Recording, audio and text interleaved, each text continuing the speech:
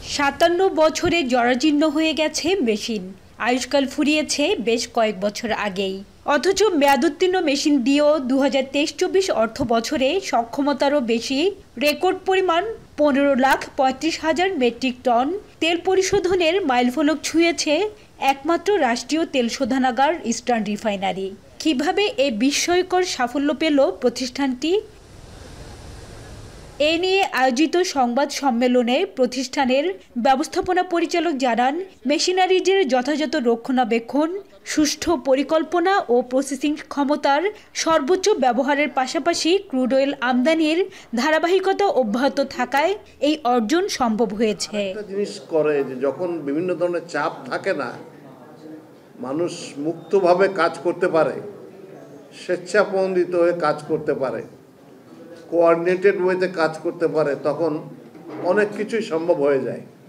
আমাদের অনেক ইকুইপমেন্টের প্রবলেম হয়, সেটি আমাদের রিপেয়ার রিপ্লেসমেন্ট করা, এই ব্যাপারেও আমাদের বিপিসির আমরা অনেক সময় ফরেন কারেন্সি অ্যালোকেশন, আমাদের স্পেয়ার পারচেজ, এ ব্যাপারে তাদের সর্বাত্মক সহযোগিতা আমরা পেয়েছি এবং টাইমলি যেটা আমরা পেয়েছি এটা হচ্ছে বড় ব্যাপার আমার। তো আর পাশাপাশি আমাদের এখানে যারা কাজ করে তাদের অক্লান্ত পরিশ্রম, এটাকে আমাদের কন্টিনিউয়াস চালানোর ব্যাপারে। 57 বছরেও ইআরএল এর দ্বিতীয় ইউনিট বা নতুন রিফাইনারি কেন হয়নি এমন প্রশ্নের জবাবে বিপিসি চেয়ারম্যান বলেন, ইতিমধ্যে পরিকল্পনা কমিশনে দ্বিতীয় ইউনিটের প্রকল্প প্রস্তাবনা পাঠানো হয়েছে। অর্থায়নের উৎস চূড়ান্ত। প্রকল্পটি চূড়ান্ত অনুমোদন পেলে খুব শিগগিরই আন্তর্জাতিক দরপত্র আহ্বান করা হবে। কথা বলেছেন, সাপোর্টের কথা বলেছেন, যে ফাইন্যান্সের কথা বলেছেন। সরকার এইটার থেকে বাজেটারি সাপোর্ট দিবে এবং কোনো সরকার সংগ্রহ করবে ফান্ড করে, এটা জিওবি হবে, বিপিসি থেকে দেয়া হবে ধরেন 1 থেকে 1.5 বিলিয়ন, বিপিসি থেকে দেওয়া হবে কিছু অংশ, আর বাকিটা সরকার দিবে। সরকার এটা বাজেটারি সাপোর্ট হিসাবে দিবে এবং বাজেটারি সাপোর্টের জন্য সরকার বিভিন্ন সোর্স থেকে অর্থ সংগ্রহ করতে পারে।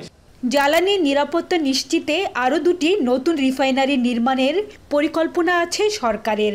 এর মধ্যে মহেশখালীতে 10 লাখ মেট্রিক টন সক্ষমতার একটি রিফাইনারি নির্মাণের কাজ শুরু হবে দ্রুতই।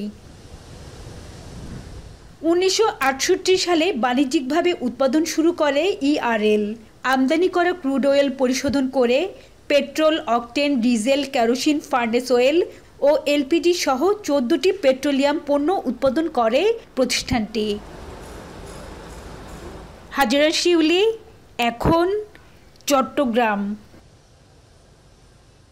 শিয়া বাটার ও ভিটামিন ই সমৃদ্ধ লিলি হালাল বিউটি সোপ, তারুণ্যময় উজ্জ্বল ত্বকের জন্য।